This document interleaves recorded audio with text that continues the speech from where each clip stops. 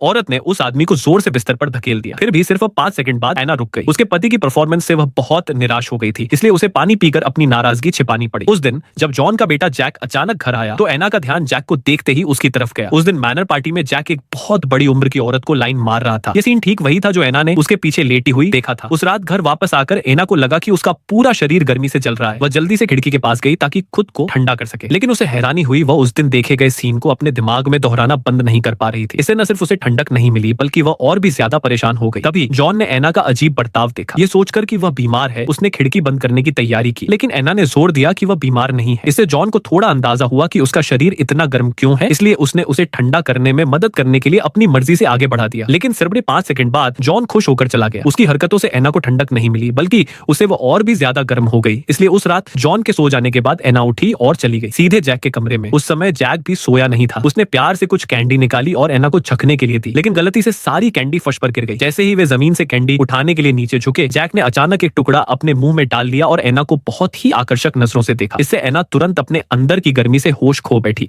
उसने सीधे जैक के मुंह से कैंडी छीन ली। उस समय जैक को आखिरकार समझ आया कि एना का क्या मतलब है और दोनों ने एक साथ एक शानदार रात बिताई।